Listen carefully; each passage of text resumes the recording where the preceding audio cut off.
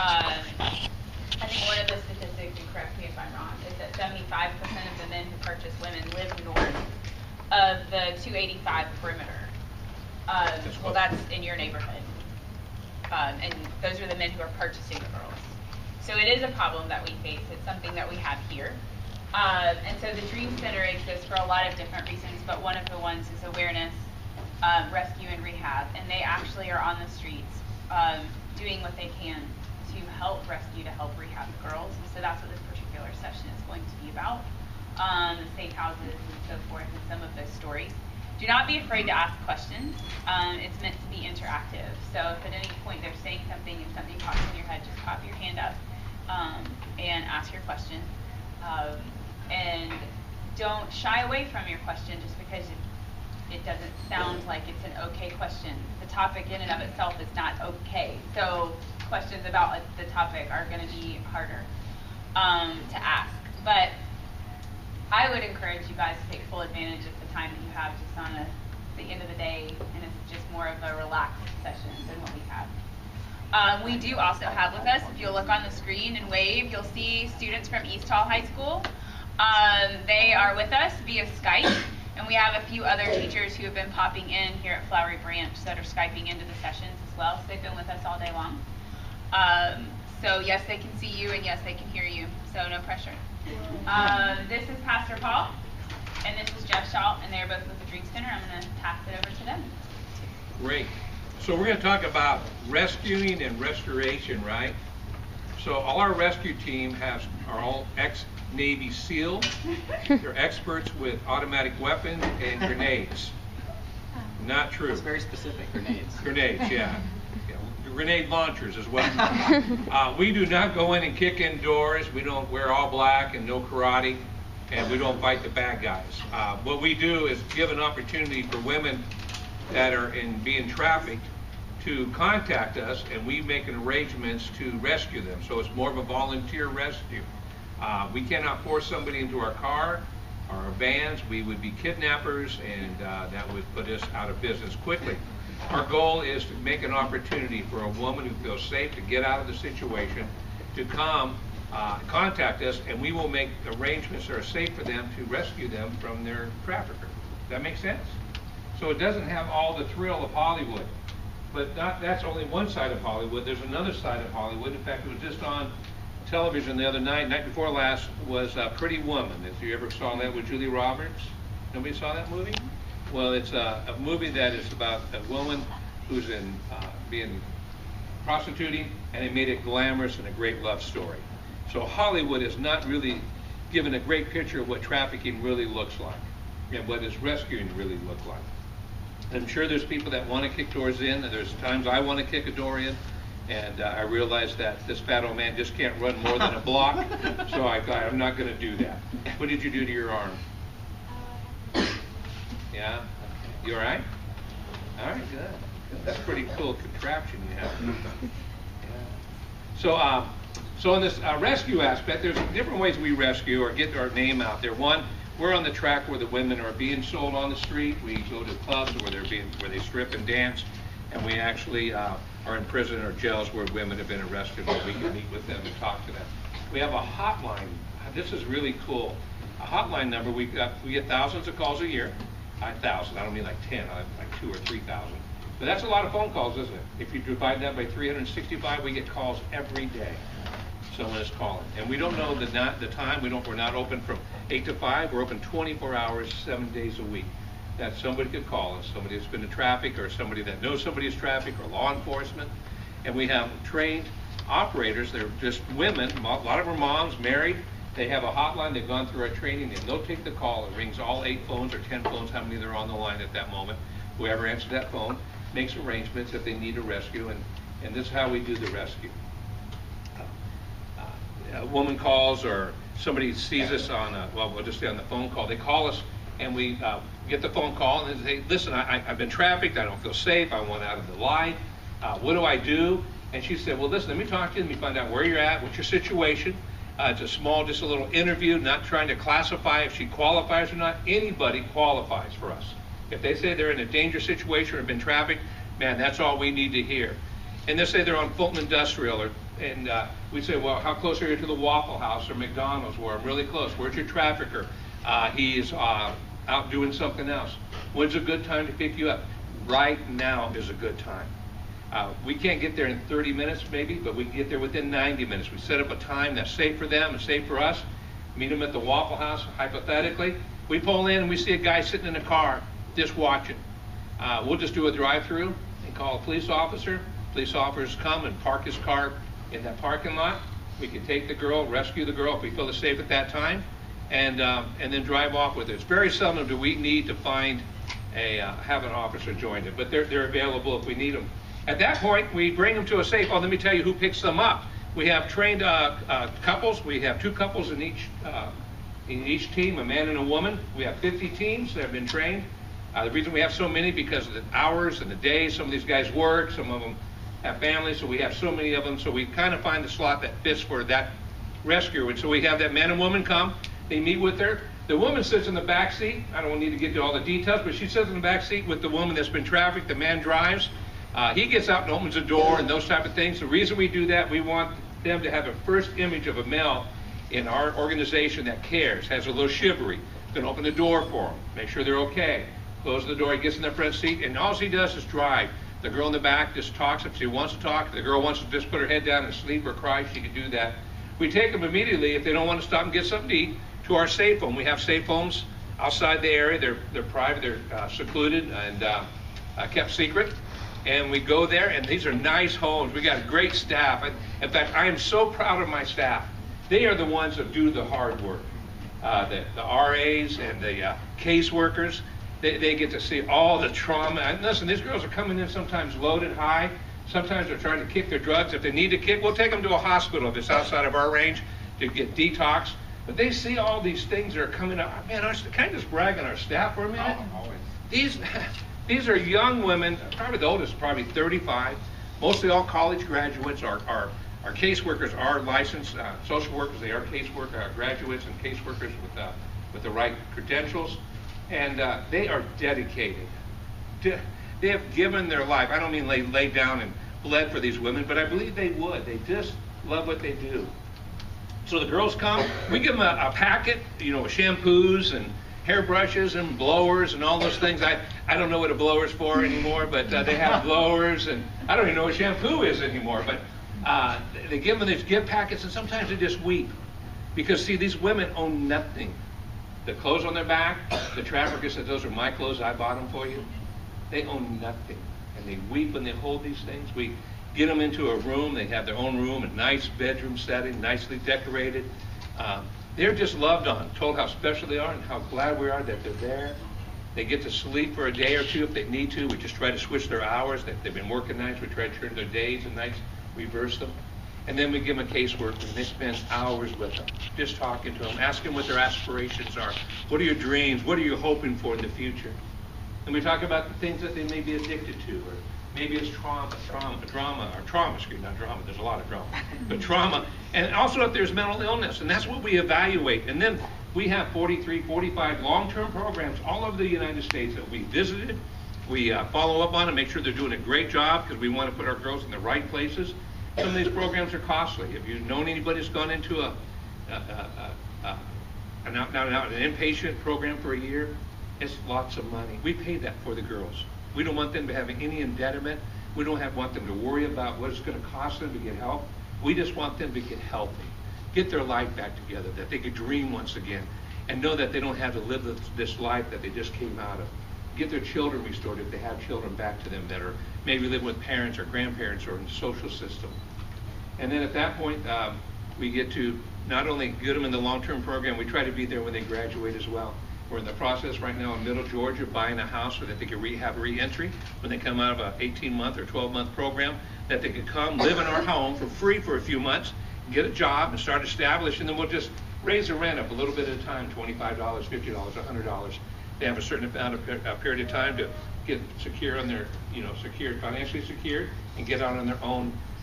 So that's the last part of our restoration, excuse me. So before we go into some of the difficulties of rescuing and doing restoration, do you have any questions for me in the process? No questions. I did that good of a job. Wow. Thank you. Thank you. So Jack, why don't we talk about some of the issues we have with the restoration? Tagging me in. Yeah, come on in. So I want to engage you guys I'm a so little sorry. bit in some of this. So the notion would be, right, if you're in a situation of, we call it modern day slavery or trafficking or forced prostitution, that if we just show up and say, hey, we have a way out for you, like we want to rescue you, that people are just going to go, oh yay, finally I'm free, and then life just is magically great because they're not in that circumstance anymore. But when you think about the life that's led them there and all the things that they've experienced up to that point, the rescue really is just the beginning of the process. So anybody know what the average age here in the US that someone is recruited into the trafficking world? 9 to 14 is an awesome guess. It's 11 to 14. So 11 to 13 for boys and 12 to 14 for girls. And if you think about that in average, that means that there's younger than that, right? And that sometimes it's older. But that's the middle ground. So how does somebody at age 12 or 13 become vulnerable to trafficking? Anybody know what the number one risk factor is that makes someone vulnerable to being trafficked? Any guesses? You're not gonna sound dumb, guys. Just take stabs at it. That's why I went first, so you would know what dumb sounds like. All right, you guys are gonna have great questions. Anybody? Say it. Pornography, we talked about this in the last period. Pornography is really big on the buyer side of it, like the guys who wind up paying to have sex with the women. Pornography often is a conditioner for that, so that is a good answer, yeah. Anybody? Yes. Poverty is a big one. Girl. Absolutely. Yeah. There's a couple others. Daddy issues. Yeah, and I would even make that broader to say like self-esteem, like someone who is lacking something emotionally. Maybe their father hasn't been involved in their lives, or they've actually had an abusive home environment, and someone swoops in and tells them all the things they want to hear that makes them feel special, and they're vulnerable to that. There's one more that I'm looking for. Social media is a big place where recruiting happens. So that's where the guys find the girls and like lure them into it. The number one factor of young people in trafficking is that they were sexually abused before they ever got approached by a trafficker. That when we surveyed the women that we served, and we serve adults, when we asked them, did they experience sexual abuse, and if so, at what age? The average age was 8.5 years old. So something essentially is happening earlier in life that is creating that vulnerability to trafficking. So you guys can imagine when rescue happens, there's all those wounds are still there, right? Like all those things that they've been through don't just magically disappear. So a big thing that we have to deal with is substance abuse. And substance abuse, in some cases, there are people that are in prostitution because they have an addiction to something, but there are two primary things that we see with like drug and alcohol abuse. One is that the trafficker forces the person to use drugs because it makes them more submissive and more compliant to what they're being put through, right? And then that actually develops into a forced drug addiction. And then once they get them addicted, they'll withhold the drugs and say, hey, I'm not gonna give you your next fix until you go out and make $1,000. The flip side of that is, for a lot of people in trafficking, they've been through so much that they turn to drugs and alcohol as a way of coping with and numbing out, right, from all the things that they're having to experience. It's like almost like an escape for them. So for someone who we're starting on that process of restoration with, a lot of times one of the things that we have to address is the addiction, right? So that's a big thing. Another thing is, anybody guess what another challenge in the recovery process would be? Anybody? Financial struggles. Yep, so like going back to the poverty, now think about this. If you've got, like, let's say a 25-year-old's been rescued, or a 45-year-old, and we've had a handful of women who are 60 years old get rescued. If the average age is 12 or 13, most of these people never got the chance to finish their education. They don't have a high school diploma, they don't have a GED, they don't have any college education, they've never worked any other job except being in forced prostitution, right? So it's a huge obstacle to say, how do you help that person leave one life and then be successful in a new one, right? Other thoughts about challenges that we face in the recovery process? Mental health, right? Anybody doing like intro to psychology or had any like touches with psychology or sociology or any of that? No? All right, so I won't go too deep into it, but anybody ever heard of post-traumatic stress disorder, like PTSD? So the majority of people that we serve suffer from extreme PTSD, and the research shows that their PTSD is on the same level of people who've gone and fought in war and been actually in the trenches. The PTSD that they come home with matches the PTSD of a trafficking victim. Anybody ever heard of DID, or dissociative identity disorder, before? A couple people nodding. You want to take a stab at what it is? No? Anybody want to take a guess at explaining? Anybody heard of multiple personality disorder? It's kind of the same idea.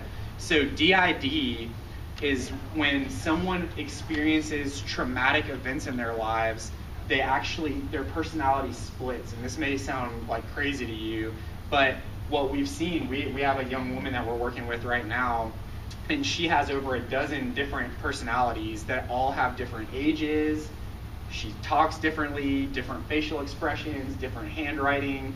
And what the research shows is at different ages, when that traumatic event happens, like if something were to happen to me and I want to protect like who I am, then I split off in that moment, and all the abuse and the trauma that I'm suffering is under one identity because I'm trying to protect the core of who I am. Does that make sense? Mm-hmm. I know it sounds wild, but this is one of the, you can imagine, that's not something that you go sit for 1 hour with a counselor and all of a sudden it's all better. It takes, the average estimate is that it takes at least 10 years of weekly counseling to begin to unpack the dissociative identity disorder. So it's really intensive therapy that's a piece of that. Another thing is that when talking again about trauma, anybody ever been in a car accident before? A couple people? It's how bad were the accidents? Was it kind of minor, or was it pretty serious? Pretty bad? Same for you? So y'all might just be like superstars, and the next day like you were totally unaffected, and you get in cars and you drive around and you're not. But I was in a wreck, and I remember for about 5 years after, like anytime I heard squealing brakes or like someone coming up behind us too quick, I would just get this kind of panic, like that it almost felt like I was reliving the trauma again, right? That's a singular traumatic incident. Now imagine what we call complex trauma, where you're suffering trauma over and over and over again, day after day after day.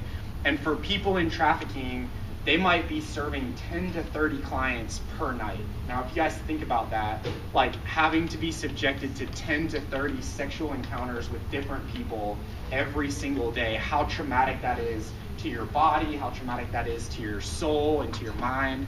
So it takes time to work through the complex trauma. And anybody ever heard of the term triggers before, like emotional triggers? So I'm not gonna ask anymore to put people on the spot to explain it, but it could be things like we're walking through a grocery store and she smells the cologne that a really abusive sex buyer used to wear before he would come and visit her. So she smells that smell, and all of a sudden it triggers this traumatic response in her. Like we've had this happen before. She, in the middle of the grocery store, just falls down on the floor and curls up into the fetal position, and you're like, what just happened? Like, nobody said anything, nothing happened. There's all these triggers that the brain has stored over time, smells, sounds, places, and when those things are encountered, it triggers them to re-experience that trauma again. Does that make sense? Cool. You guys with me? I know it's the end of the day. All right, we'll keep pushing. So another thing is, for someone who, like, their whole life experience has been in this abusive environment, we would all think like, well, naturally, if you had a chance, you'd want to get out of it. But a lot of the people tell us like, hey, this is what I know, and even if what I know is really bad, at least I know it, right? At least I've learned how to survive in it, and I'm afraid if I try to leave and do something else. Pastor was talking about dreams. Like, we ask women and men, like, what was your childhood dream? And I always wanted to be like a ballet instructor, or I wanted to be a musician, or I wanted to be an athlete or whatever, and they've stopped dreaming about those things because they don't think they're possible. Well, when we start to encourage them to think about those dreams again, and then they say, what if I step out of this world, which everybody in that world, they told me that's all I'm ever good for, right? That I don't have any other value but this, and I try to step over here and I fail. Then I'm gonna know in my heart that that really was all I was good for, right? So you're battling the fear of the unknown. And then the last thing, this is, anybody, actually not the last, second to last, anybody knows Stockholm Syndrome? Anybody heard of that before? Yes. Okay, so do you want to take a stab at it? No, okay, that's fair. You want to take a stab? Go. Yeah, it's like when you did, like, you know, you said you Yeah. Very good. So if, for y'all who couldn't hear, what she was saying is if you're kidnapped or abducted or in some kind of bad circumstance, and the person who put you there is also the person who's taking care of you, and so over time, you actually develop what we call a trauma bond, like an emotional connection with that person. The reason it's called the Stockholm Syndrome is because back during wartime, they studied prisoners of war, and there was a time where they kept prisoners that they would capture in war, like in these underground dugout pits, and they would have kind of like a cage over them. But that person, day after day, who would bring them a blanket when it was cold, or bring them a drink of water or something to eat, even though that's the person who's keeping them there, right?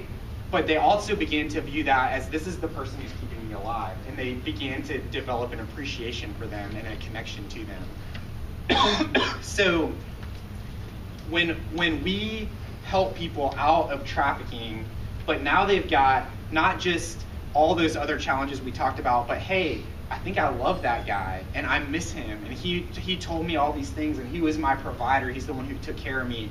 It would be easy for us to be able to say, are you crazy? Like, how can you still want to be with that person? How can you think well of them? But they've developed that trauma bond to them, where that same person who abused them laid down with them at night and told them they loved them and held them and got a meal for them. So it makes for a very complex emotional situation. The last thing I'll say as a barrier for recovery is, of course, we wouldn't think that people should feel this way at all, but a lot of victims who come out of trafficking or prostitution have a really deep sense of shame and like a low self-worth. Like, anybody ever heard of like the notion of victim blaming, where there may be a child who was sexually abused, but that child thinks it was their own fault. Like, well, I must have said something, or I must have done something. And the abuser reinforces that idea. Well, it's the way you dressed, or it's the way you talked, or it's the way you looked at me. So here's this child who had zero fault in the situation. Like, they're the ones who should have been protected, but over time, they've come to believe that they're bad because of what happened to them. So it takes years to unpack that too and help them understand the things that were done to you do not define who you are. That's not your identity. There's value in you. There's beauty and worth and a preciousness. And so in the course of time, like, it's not just, hey, what can Atlanta Dream Center do for a year to help somebody out of trafficking? As a bigger community and a culture, we have to be affirming and speaking life over people. And those same relationships that broke them and left them feeling neglected and worthless, we have to define new relationships that help them feel like they're safe and they have a place where they belong and where they're valued. Does that make sense? You guys with me? You guys are super quiet. That's okay. You don't have to be loud, but I think we're used to it. Amen. Yeah. Hallelujah. Ooh, no, I'm just kidding. Those are all the things that in the process of recovery in a safe home and long-term program, we're trying to just come alongside people in their journey. We don't have all the answers for them, but we want to enter into a relationship where they can begin to unpack those things. And we've had over 1,200 women and men come through our programs, and that we're only a staff of like 20 people. So we can't be the ones in all of those people's lives for the rest of their lives. That's where we need other people that can come along and be mentors and friends and all these types of things. So pen pals that'll write letters, yeah. So we desperately rely on volunteers and people in the community to get involved and be part of the journey that so many of these individuals are going through to truly step into healing and restoration in the hope of a new future. So I'll pause there. I have a slide to show at the end, but pause there and see if you guys have any thoughts or questions so far.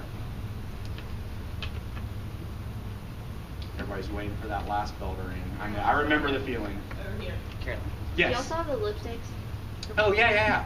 So she was asking about the lipsticks. I'll tell you guys what that is. So anybody ever gone on Princess Night with us before, where we go out on the street and give out the roses to the ladies that are working? So that's one of our outreaches that we do every week. We've been doing it for about 14 years. A lot of the ladies we see over and over until they're finally ready to make the call and get out. And sometimes we see new people out there and we start building a new relationship with them. Sometimes we get out there, they've already got a bag packed and they jump in the van and they're like, hey, I'm ready to go tonight. But what Caroline was referring to, so typically we give a rose and a handwritten card, and that handwritten card has our 24-hour hotline written in it. But there are some occasions, like I remember a particular story with Shelly. So pastor's son Patrick married a young lady named Shelly, and they were really involved when they were still in Atlanta in doing Princess Night. And Shelly and I were leading one night, and we were at the bottom of a hill, and we saw a lady behind a convenience store, and her pimp kept coming around. He would talk to her, rough her up a little bit, and then walk back around to the front, smoke a cigarette, come back around, yell at her, go back around. And we realized like she's waiting for customers back there. So instead of like getting a team of volunteers out and doing the rows in the car, we're like, if we give her anything, he's just gonna take it from her. So we went and parked in the front of the gas station where we could see him when he came back around to the front, sat down, lit up a cigarette. We knew, okay, we got about 3 minutes. So Shelly and I got out on the other side and we went around the back of the building, and instead of giving her that card that he was just gonna rip up, we gave her a lipstick. Mary Kay donates boxes of lipstick to us. And on that lipstick, y'all know how when you buy something, they ring it up at the register, they scan that barcode? Well, it's a fake barcode, and the numbers that are all jumbled and broken up on the barcode is our phone number on there. So if I wish I brought one. Oh, messed up. Okay. But if I showed you guys, you'd be like, oh my gosh, I never would have guessed that's a phone number, but it's in order. So what we did was we gave her the lipstick and we said, those numbers, if you dial them in order, is a hotline. We can come and get you if you need help. So then when he dumps out her purse at the end of the night, there's just a lipstick in her purse, right? And as a guy, I'll tell you, we don't think anything of it. It's just like, hey, girl's got lipstick, whatever. And if you looked at it, nothing would stand out. It didn't have our name on it. It didn't have a message or anything. So that's kind of one of the tools of outreach that we use when we see a woman who's kind of in a little bit more of a monitored situation. Good question. Anybody else? Yeah. So like if they like aren't staying around, like they were just going to the traffic, but how are they like safe? Even from even at school, how are they safe if they're in a poverty situation? If I'm understanding your question correctly, like how are you asking basically if like people in school are still trafficked? Is that part of it? The answer is yes. And some of the stories that we've worked on, like are young people who've been trafficked. So we think trafficking means somebody gets taken from one country to another country, right? Like again, it's that taken idea. Or they get moved from one place to another place. You can be trafficked for sex and never leave your own home. We have worked with victims whose own parents have been the ones trafficking them. There is a case down in what we call Middle Georgia, if any of y'all know where Macon is. Just outside of Macon, there were two parents that had a cocaine addiction, and their car broke down. Neither of them could work because they couldn't stay sober. And so they went to the dealer. I don't even know how this would come up in a conversation. They must have known each other through other means. But they offered their teenage daughter to him instead of paying a monthly car payment. So that girl, she was showing up in school, she was sitting in class, she was going home at the end of the day, and her parents were trafficking her on the side. So y'all, when we say this is not a somewhere else issue, like we want you guys to have your eyes open. We're not trying to come and be like, hey, everybody be afraid, like you could be the next victim. I'm not even really that, I want to keep y'all safe on the internet, but I'm more interested in you guys being the ones that keep your eyes and ears open for a classmate or a friend or a neighbor that may be in a situation that's not good, that you see something or they tell you something, that you can be the one to say it, tell your own parent or law enforcement or your school counselor so that there can be an intervention in that kid's life. So just because somebody's going to school doesn't mean that there isn't stuff going on. There's another case where the trafficker met the girl online, and she didn't get any of the money, but he would buy her like expensive purses, he bought her a laptop. He would come and pick her up during lunch period, take her down the street to the hotel, and have a client for her during the lunch period. So she was literally leaving school to be trafficked next door at the hotel and then being brought back to school in time for fifth period. So y'all are in a prime position. We're not in the trenches like you guys are. We help adults that never got rescued as kids, but you guys are the ones that are around kids that may be the ones who are in need or being groomed or being recruited. So y'all are in prime position to keep your eyes open for stuff. Other questions? That was a good one. Anybody? All right, I'm gonna plug in. Pastor, you want to say anything? No, Jeff? Okay. Great job. All right, I'm going to show you guys one last thing. We had to choose a place. Yeah, Caroline. Can I say something about the race really fast? Oh, please, yeah. Okay, so while he's setting this up, so obviously I know y'all have seen like the little signs and stuff around the school about the price is 5K. And like this is what this is all about. Like all the money that we get, like after obviously paying for like the paint, like all the stuff that goes into the race, is going to the Atlanta Dream Center and Street Grace to stop all of this. So like, as he said, he's 12 years old. Like, how many of you have siblings that are 12 or 13 or 11 years old? Like, that could be them. So, like, if you really think about that, that's really scary. So, you really want to run the race. It obviously won't be this heavy. Yeah, I'm going to do a commercial. You know what? Your school and your faculty are unique to allow us to come and share these things, these topics. You know, you're only hearing one of the topics, you do twice today, 3 topics, and you're in the last one. This is rare. Mr. John and his class is a rarity. I want to applaud you guys and your faculty for allowing us to come. Jeff said a moment ago, you are in the trenches. You get to see things that we never get to see. And you're going to be the next generation. Some of you are going to take this passion, and you might not go into it full time, but you're always going to have a voice. And all of you have a voice, but some of you are going to put your voice to action. I just want to commend you. I know you weren't asked to come in here by volunteers, I don't think. Maybe you were. Maybe you were forced into this place. We're gonna just applaud you in a few moments, but thank you for giving us time and listening. Just hope that something is a sword in your heart and in your mouth, that you would be a voice. And Caroline and the peer group, they're a force not to be reckoned with when it comes to anti-trafficking. They mean business, even doing this 5K and helping us with the financial aspect. And your school should be commended at a high level of great applaud. Just saying thanks to you guys. I'm going to say it now. Just thank you so much. And Sal, thank you for hosting us. Appreciate you very much. Love your Converse. All right, so I want to give you guys like a very intro, like little psychology thing. I promise I won't.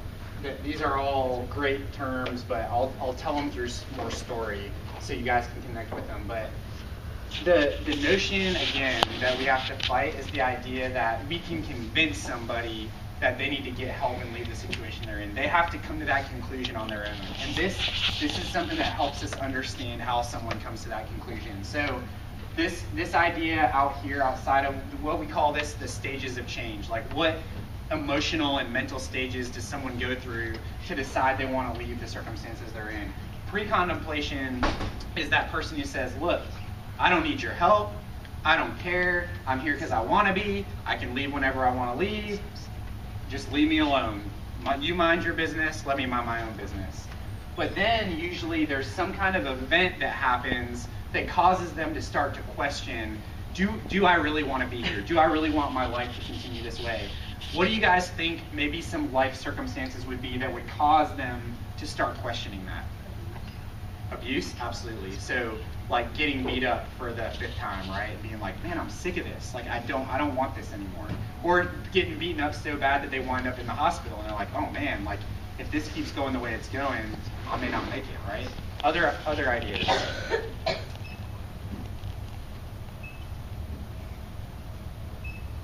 I'm going to wait until one more person says something. Just one more.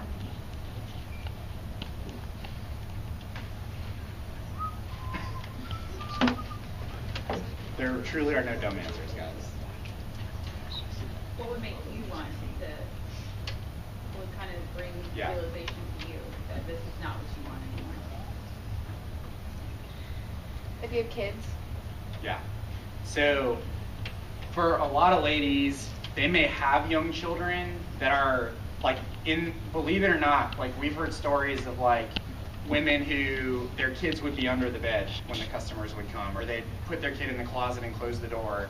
And they get to a point where they say, I don't want this to become the reality for my daughter, right? Like we've had women say, my grandma did it, my mother did it, now I'm doing it. I don't want to pass that down to my children, right? Or they get pregnant and they say, oh my gosh, like I don't want to lose my pregnancy. Like I don't want my abuser to be around when I have this child. So a lot of times we get women calling when they find out that they're pregnant and they want a different environment to give birth to that child. Yeah. What do they do if like they're abuser finds out?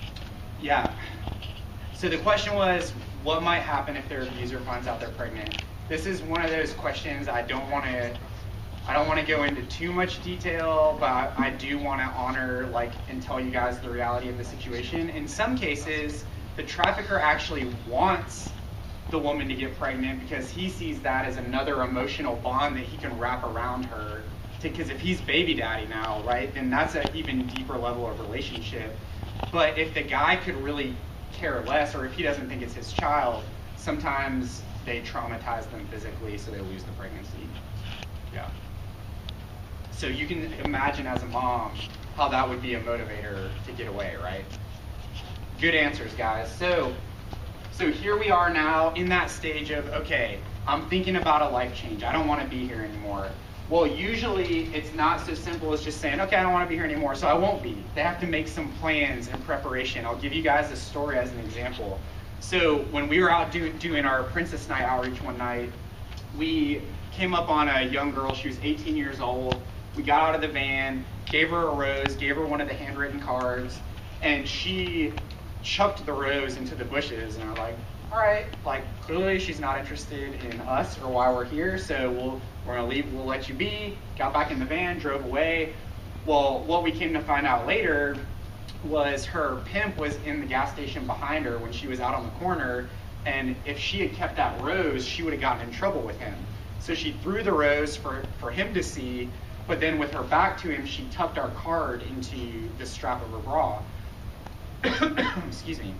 So then she got back, she read the card, and she said, oh my gosh, I can call somebody and get out of this. So she started, every dollar she made, he took it at the end of the night. So she would just start picking up quarters, nickels, dimes, and putting them in her shoe. And then she would come back to the hotel at night, he might go to the bathroom or something, she would put the change under the mattress. So after she got it was like $5, she could afford the bus fare. So when he went down to the gas station to get cigarettes and alcohol, she ran out when she knew the bus would be passing by, got on the bus, put her money in, pulled out that card, called the hotline number. So she had to go through, so here's this young lady that we thought, oh, she wants to be there. She's not thinking about leaving, but in her mind, it was, I gotta protect myself now, be safe, and then when I get the chance, I'll take action. Now, if you guys think about that action step of leaving and how much courage that takes. So this individual has to call this random number, right? And tell these people on the phone, what's your name? Lily? Okay, so she calls and Lily answers the phone. Hey, I'm Lily. How can I help you tonight? Well, now she's got to answer all these questions about, well, these are the drugs I use, and these are the things that I've been through, and this is my situation. And I don't know Lily, right? But here I am, literally telling the most intimate, personal details of my life to her. And then Lily says, okay, well, what's your name? Kaylee. Lily says, hey, Jeff and Kaylee are about to come drive down there and they're going to pick you up. Well, you don't know who Jeff and Kaylee are, right? So we pull up, we introduce ourselves, then you get in the car with us. Where are you taking me? Well, we can't tell you the address. We gotta keep the location private, right? So I remember one rescue, we picked a lady up in Savannah and we're driving back to Atlanta, and she, for the first 2 hours of the trip, she just kept saying, are you guys trafficking me? Like, are you gonna sell me? Are you trafficking me? Because why would she know any better, right? So she's called strangers, she's gotten in the car with strangers, she gets dropped off at a strange house with a whole nother group of people she doesn't know, right? So this step of taking action takes a ton of courage and a ton of strength. And then that moves into a month of recovery, 2 months of recovery, 6 months of recovery. Now she's working a job, working at the job, getting a promotion, and ideally she gets to the point where she's not interested in that lifestyle anymore and she breaks out of that cycle, right? But what we see often happen is a relapse. It might be drug induced, it might be I miss that guy so much, but it's really easy to see someone relapse and go back and say, oh man, we failed, or that's a loss, right? Like, but if you understand it as a part of the process, a lot of times what happens is that lady goes back to the lifestyle, that guy's saying, oh, I love you, and then he's beating her up. Oh, I love you, and then he's selling her on the street. She's like, man, those people at that place that I called, they said they loved me, and they didn't hurt me, and they didn't take anything from me. And now they've got a point of comparison, right? So now maybe they're coming back around, but because of that relapse, the decision the second time is that much stronger. Does that make sense? And anybody want to take a guess at the average number of times someone relapses before they stay out for good? Twice, that's a great guess. 3 times, warmer. 7 times, that's the average. So sometimes it happens the first time. Sometimes it's 10 times. But on average, it takes someone leaving 7 times before they're finally able to stick with it. So our heart is, let's be there all 7 times, right? Let's let them know when they leave. Hey, if the time comes when you want to come back and you feel like that wasn't the right decision, they call, man, I so regret it. Would you guys take me back? Come on. We'll send a team to get them again, bring them back in. So does this process make sense? And for us in the work, we can't force someone from one to the other. We just got to let them go on that journey on their own, and we can encourage them at every step. We can be there at every step. But oh, perfect timing, it's gone. So I'm gonna take that as my cue to shut up. It's about, she's probably gonna come on the announcements. The bell rings at 3:35. So I was just gonna say, if there's any last minute questions, now's the time. Don't be shy. Yeah. How do they know that the people, like, that traffic them won't find them? Yeah, the question was, how do they know that the people who traffic them won't find them? That is one of the biggest fears that they have, because they have been brainwashed to believe wherever you go, whatever you do, I'm gonna find you, right? So in the last, like, we opened the home in 2011, and so what's that, 6.5 years ago. In all that time, the house has never been found. Nobody's ever been tracked down again. So we just tell them we have a really good system in place to keep the home confidential, and then we just tell them, hey, there's been 1,000 people before you, and none of them have ever been found. And we can't, obviously you can't guarantee anything, but we tell them we take all the precautions. Like when they come with us, if they have a cell phone, we take the cell phone and we take the battery out of it so it can't be tracked, or like now the new thing we're looking at is these, y'all might have heard of these specially lined bags that like prevent any signal from being detected. So we're gonna start storing phones in there so you can't find my phone. Students, if you're by bus 3403, you need to get on bus 7254. Thanks, guys. Bye, Students thank are by you. bus 3403 needs to get on bus 7254. Thank y'all. I Thank know it's you. the end of the day, probably the rough period of the day. But thank They you. are troopers. If you have any follow-up questions or things I know that you might have some for sure, shoot them my way, and we'll get them answered for you. And you can even step up here if you want to ask Jeff some good resources. Oh, Logan Caroline. would like to know I was how gonna far. ask. Go ahead. How far y'all driven to get? Like pick up someone. Okay, yeah. How far have we driven to pick up someone? I think the longest one I know of was 6 hours, because any more than that, or depending on the circumstances, like if we get someone from Chicago, for instance, we buy them a bus ticket, and then they pick it up, and then we're waiting for them at the station in Atlanta when they arrive. So that's what we do for anything further out than that. But 6 hours, to my knowledge, is the record so far. Yeah. Thank y'all. very much.